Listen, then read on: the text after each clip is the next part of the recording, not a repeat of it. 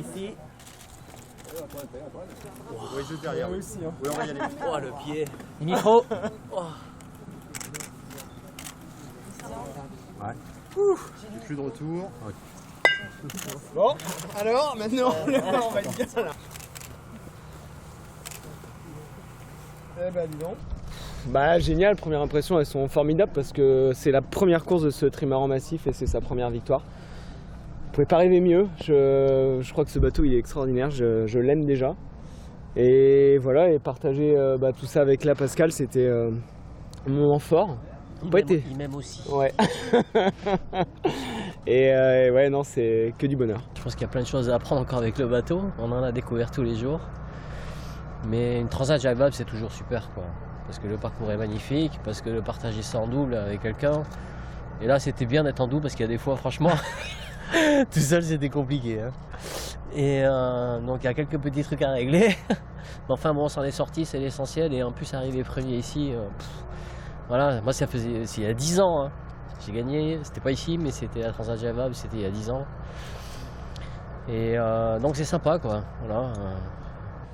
Elle arrive 10 ans après la victoire de Pascal il y a 10 ans. Elle arrive, moi ma première Jacques Vabre c'était en 2009 avec Quito et c'était pas une victoire mais c'était presque pareil.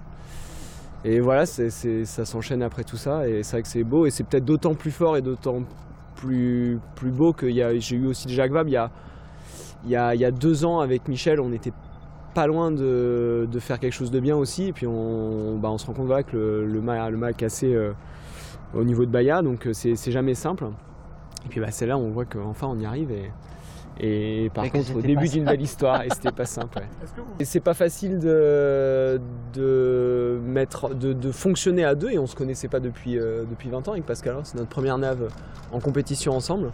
Alors là, moi je parle pour moi, peut-être qu'il sera pas d'accord avec moi, mais je trouve qu'on a super bien fonctionné dans la capacité à savoir ce que chacun sait faire et ce que chacun sait bien faire. Et se laisser chacun ses responsabilités.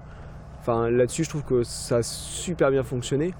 Et on était très très complémentaires et le binôme fonctionnait super bien. Et c'est vrai que c'était peut-être... C'est pas que on n'avait pas des doutes au départ, mais en tout cas, on savait pas parce qu'on se connaît pas depuis très longtemps. On se connaît un peu plus aujourd'hui. Et on s'aime. Une petite image, c'est quand on a passé Guernesey, on a pris une grosse patate au reaching à 127 degrés du vent. Le bateau il est monté à plus de 40 nœuds. Là, je t'avoue que c'était une petite image sympa.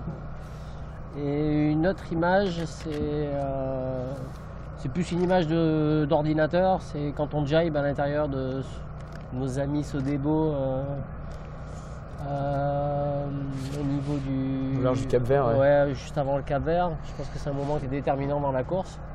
Et je pense qu'avant ça, on a super bien navigué, alors que c'était notre côté, on n'avait pas le foil, mais qu'on a trouvé les bons réglages et qu'on est arrivé à faire les bons décalages, qu'on a été opportuniste par rapport à ça. Et je pense que la course, elle s'est pas jouée que là, mais elle s'est jouée là, beaucoup en partie pour nous. Et après notre décalage en sortie du pot dans l'Est, il a été... C'était du pur bonheur, quoi. On allait à Mac 12 parce qu'il était dans un endroit où il était au près, nous on était au reaching à 30 nœuds, donc c'était facile. Hein. Ah, commence à fatiguer un peu là, je crois quand même. Hein. À la fin, là, on sent la fatigue. Faut que je prenne mon tour de biceps et d'épaule en arrivant à Itajaï. Je pense que j'ai un peu. On a tourné des manivelles un peu. Ouais. On a tourné des manivelles. Mais non, c'était bien qu'on arrive là, parce que je pense qu'avec les 2 derniers jours là, fallait pas que ça dure plus longtemps. Mais ouais, on a su gérer jusqu'à 2 jours. On arrive à peu près à gérer les bonhommes sur la machine. Eh ben dis donc. Bon et vous, ça va? Vous avez pas dormi de la nuit ou? On est désolé pour là, hein. Franchement. C'est pas le bon timing quoi, hein? Non hein?